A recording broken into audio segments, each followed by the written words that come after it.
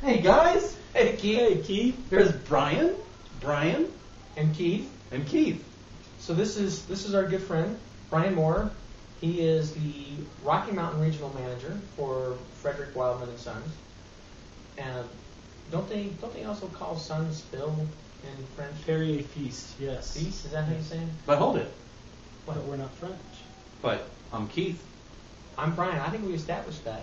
and you're Brian, and this is DenverWineGuy.com. And they're empty glasses, but not for long. So Well, sorry to interrupt. Let's rectify that problem. Okay. Because So- I would say that's a problem, having an empty glass. Especially on the show. Well, we import over 60 properties from 11 countries, over 800 individual wines, and this is one of our 4 Spanish properties that will actually be launching in the Denver market officially on March 20th. March 20th Yes. in Denver. Yes.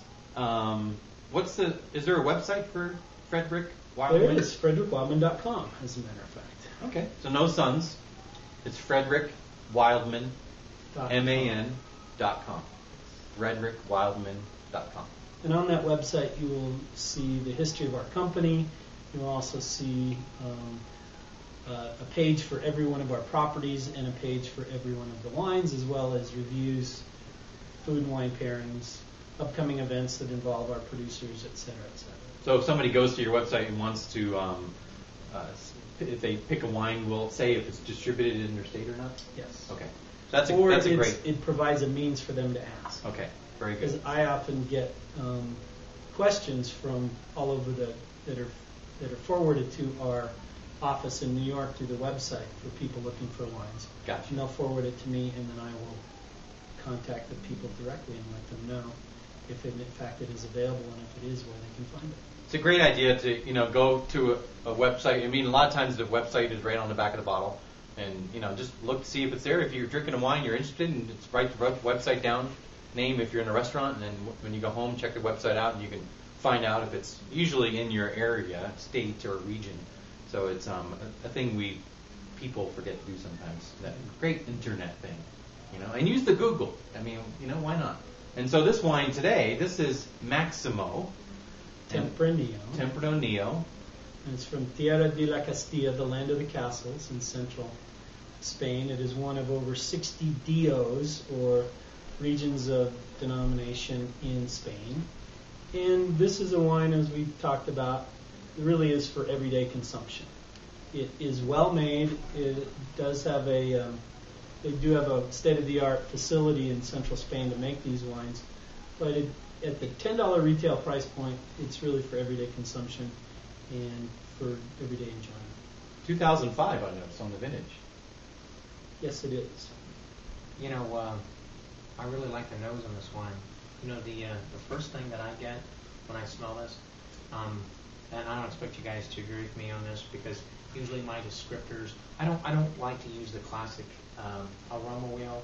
I just like to come Good. up with what my everyday experience is. I get caramel popcorn, or I'm getting a dark. Like fair caramel popcorn? Like at the fair? County fair? No, the kind that you make in your kitchen, and it's almost overcooked. Oh yeah. Well, it's almost like a butter. What's it called when you do flour and butter and you lightly put it Bread on? it? No. Breading? It's called, I think it's Buell or Bowl, and then you can Somebody do it, emails on that, would you? You can do it light, medium, and dark. So it's like it's butter that's been cooking for A little bit too long. Well, I wouldn't say too long. Okay. But it Just just long gives enough. it gives you a whole different Gotcha. smell and certainly taste. But I haven't gotten there on taste yet. So Right. I can certainly guess, because of the smells I'm saying, I'm probably going to find some vanilla in this. And something that I find in Tempranillo, there's a distinct difference between Tempranillo that's aged in American oak and Tempranillo that's aged in Slovenian oak or French oak. And do you know what? I can tell you precisely. 60% of, first of all, it's fermented in stainless steel, and 60% of the wine is aged in American oak and 40% in French oak. So they use both and that is because the company has other wineries in other parts of Spain where they employ both American and French oak. Tempranillo, I find that in American oak is a beautiful wine. I mean, I'm sure people would, and certainly the Spanish would say it's beautiful wine in just 100% French oak or Slovenian. Right. But I find that if it's not in American oak, it tends to have an earthy quality that I don't prefer. Okay. But with American oak, I get this that sweet cedar character out of it. But again, I haven't tasted this wine. I'm just assuming this is what I'm going to get, knowing based on what Brian's just said. Right. And from what I'm smelling. Should we taste? I'm tasting. You're tasting? I'm not waiting anymore. You've been tasting. Well, gotta do what you gotta do, I think. And we all know Tempranillo sure is popular in the market. I mean, Yes, it is. man, in the United States, I'm not sure if there's you know of a number of how much is sold of this varietal. Would you say its popularity has gained in what, the last 5 years? Actually, the last decade, you've really seen a resurgence. The Spanish wine industry as a whole suffered mightily during the 20th century with 2 world wars, a fascist dictator, even the Catholic Church impacted the industry as a whole, and it's only been since the late 60s and 70s that the Spanish wine industry has begun to return to its place in the universe of world-class wines. But not here in the States. Not here in the States. Over the last 10 years, you've seen a steady growth, and over the last 5 years, it has grown exponentially. In the States, 5 years. In the States, Yeah. over the last 5 years. Many of the wines are in this $8 to $9, $10 retail range, but you can also find very, very good values from some of the regions that we talked about, like Priorat and Ribera del Duero and Rioja, in the $15 to $20 to $25 range that really are world-class wines. What do you guys think of this wine on the palate? Meaty, dark fruit, spice, a little licorice, but very satisfying for a $10 bottle of wine. It delivers a lot of flavor. It does. A lot of good structure there for $10. I'm all about structure. Gotta have structure. Too many wines out there are too thin for me, so it's I like it when I find a meaty wine, something that kind of grabs you. I like the tannins. It's got some nice firm tannins on it, which is nice. But not $10. but not over the top. No, not over the top. And the fruit's coming through. Mm-hmm. First thing that jumped in my mind, because it's probably, I don't know, I'm an American, but like all of us, but burger, cheese, Barbecue. and Anything bacon. grilled. I don't know. I can see some bacon with this for some reason. I don't think it has any really bacon flavors, but I could see it on a burger. I'm not a big fan of burgers with bacon and cheese, but if I had that in my hand with this wine, I think it would do pretty darn well. Yeah, I You're making think me hungry. the charred or broiled foods certainly would accentuate the fruit in this wine. Yeah, it's solid.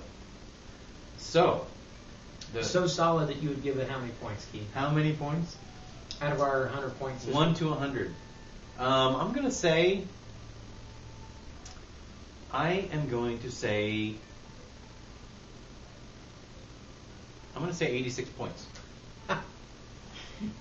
That's what I'm going to say. Well, you know what? See, I think we did this in one of the other episodes. That's exactly what I was going to say. You were going to say that? I was going to say 86 points exactly. I'm going to say 86 points. And I could put a Best Buy on it because, and I believe in the Best Buy thing, because the Best Buy adds, it's kind of like 86 plus, but instead of saying that, I'd say 86 points with a Best Buy, which means go get it. Mm-hmm. Brian, what would you give it? I like it a little bit more than you guys. I'm a fan of Tempranillo. I like the fruit and the depth of the Tempranillo that's represented in this wine. So I would probably give it probably 88 or 89 personally. See, and I think for me, maybe the reason why I just slightly down is because I already told you my bias. I love it with its, majority of it being aged in American oak or 100%. And I'm in love with Tempranillo at that point. But this is, again, very good wine. It is. I enjoyed it very much. So, that's the show for today. And it's Maximo 2005 Tempranillo. and go find it. It's solid wine. So I'm Keith, I'm Brian. I am too. and this is DenverWineGuy.com.